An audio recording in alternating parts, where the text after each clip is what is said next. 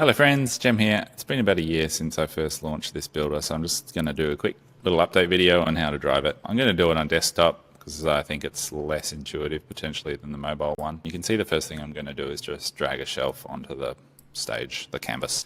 Now, perhaps at my own fault, if you drag one up here, kind of nothing happens. It doesn't automatically place any dowels. So I guess the key trick to understand when getting started is just to drag it one increment above that floor line. You can do two, and then it will use a medium dowel as a foot, so to speak, or even a large dowel. You go to town, do an extra large dowel as a foot.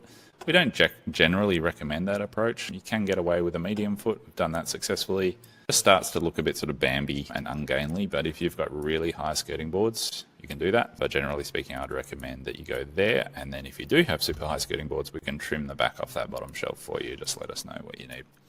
So just have a play, drag some shelves around. Now, if you go to doors and drawers, you've got like a large drawer in there. You can click on that to reverse the drawer orientation, the handle orientation, sorry. If I go back in here and jump, you'll notice that it will automatically place dowels wherever it can. You can drag a shelf over the top and it'll automatically split that into a small dowel and a medium dowel. I can put a small drawer in there, I can pop a drawer, a medium drawer, medium door, switch the handle orientation. Now something that people are often doing is building things around a TV. So let's go back to shelves, I'll get an extra large here. Actually, let's go super wide. I'm going to go large, large next to each other. Don't like that. I'll pop a shelf to connect a small to connect the dots. And then I'm going to go large, large, because I want some doors, sort of do some closed cabinetry on either side of the unit there. And now I can go to custom, I can get the nice big TV there, pop that in, just drag it around. If you double click on one of these custom elements, you can rename it TV, and you can change the size to the actual size of you might have something different again. And it failed, so I've just found a bug, but that will be working. Let's just put a TV back on there. All right, now in the new build, something you can do, which is a new feature, is custom dowels. So obviously that's an enormous TV, but let's just, for the point of demonstration, I'm going to put a couple of shelves floating up here. Now it hasn't generated a dowel, as you can see, because it's larger than the allowable size. But if I go into custom, it's larger than the standard size. I can drag this dowel autofill feature and it will generate dowels to fill that spot. So have a play with that, see what you can build. Obviously I haven't done a very nice job of this, quickly trying to talk and design at the same time, but you can have a play and sort of build custom dowels around. You know, you might have an artwork on here, art, and that there. So you can see that's probably a better workflow at the moment in terms of TV mine, as my toddler would say, and my TV is enormous.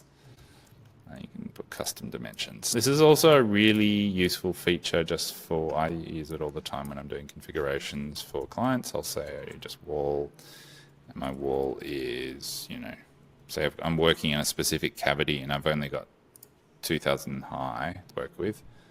I can just draw that in as a bit of a guide to make sure that I'm working within a specific envelope. Obviously, it's going to be giving me updated dimensions as I build up in the top bar here. Good spelling, Jem.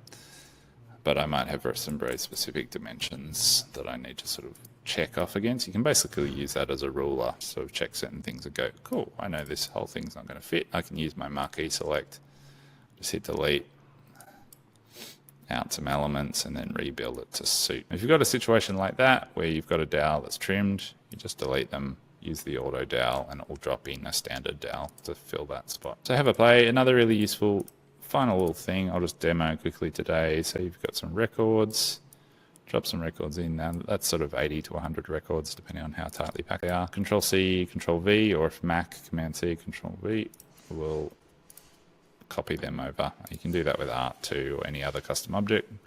Ctrl+C+V, and then you've got multiple objects of the same properties to play with. Once you're done, it's really important to hit Finalize Design, because that will add caps to the design, which is the final little threaded element for KittaParts to go on, and then you're welcome to check out from then. Hit Add to Cut, and that'll add all those elements. It'll save down the PDF, which is why it's prompting.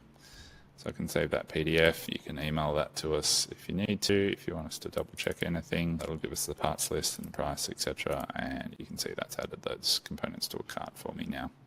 So yeah, have a play. Feel free to message me. You can hit this text gem for a design advice. That will open up a text conversation directly with me. Feel free to do that at any hours. I manage my notifications, so don't worry about doing it late if you're on the couch trying to work something out. And yeah, have fun.